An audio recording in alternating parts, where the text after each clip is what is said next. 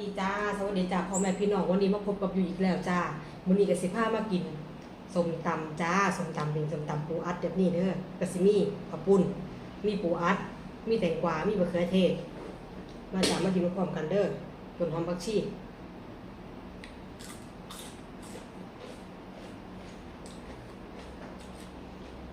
ตำมะกอก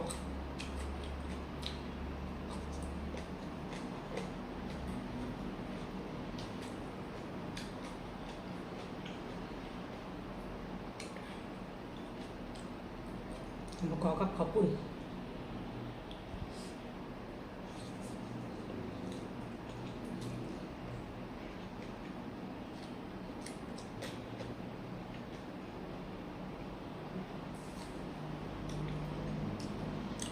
หวาน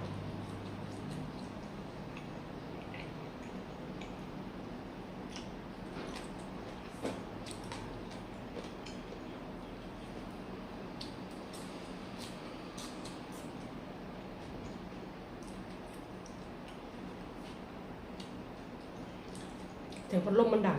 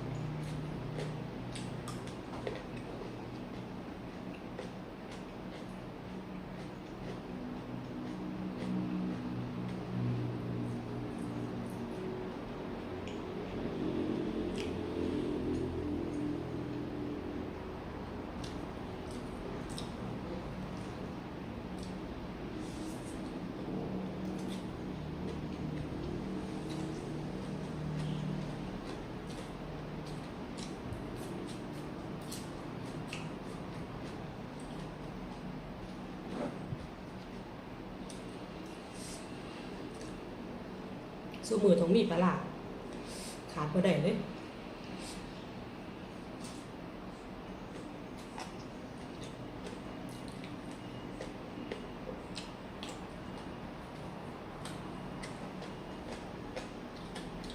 ข้าง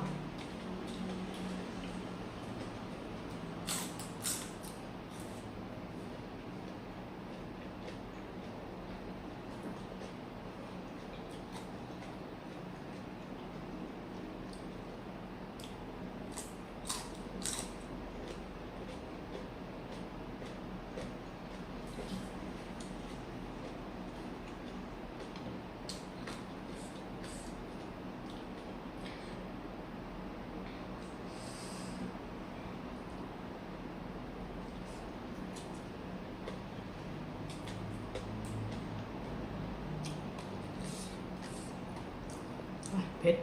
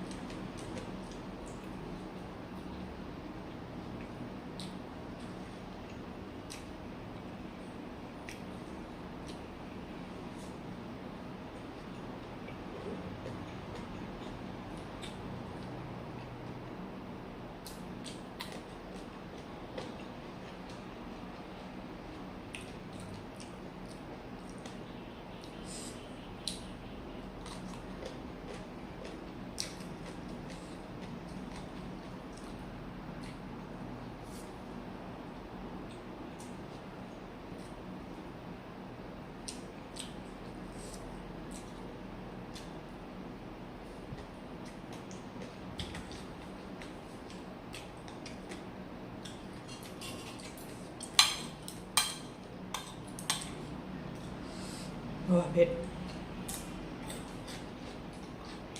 บ่เผ็ดกับบ่แซ่บตำบักหุ่ง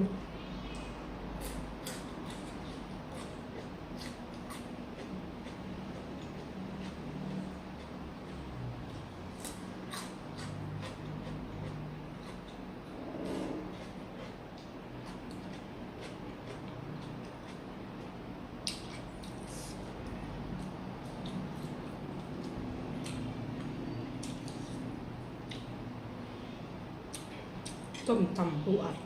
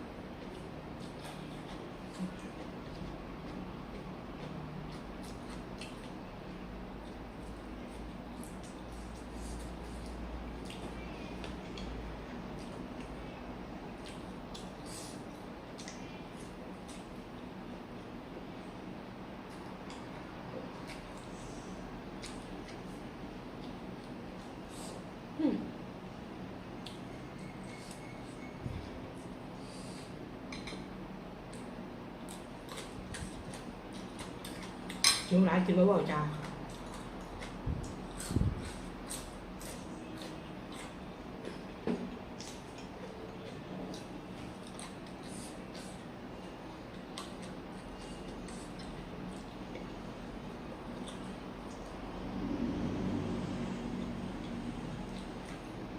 จบ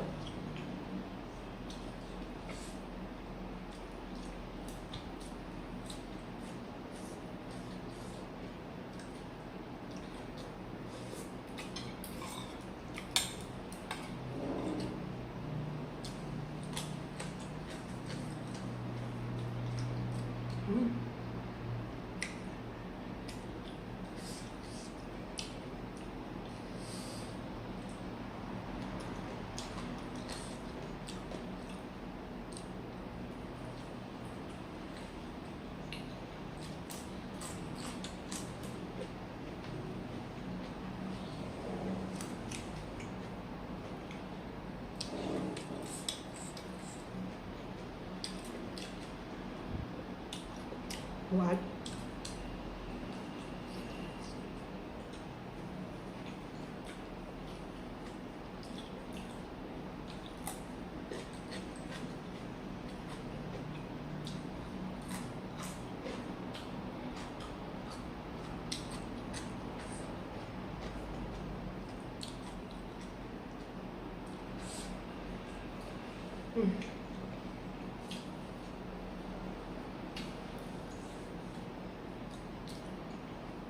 อีแบบพอจะจากกันไปครับพ่อแม่พี่น้องกดไลค์กดแชร์กดซับสไครต์ให้อยู่เด้อจ้าก็เป็นกำลังใจให้เก็บต่อไปตอนนี้ก็ยิ้มแล้วส้มตำปูอัดกับข้าวปุ้นไปแล้วเด้อจ้าสวัสดีจ้า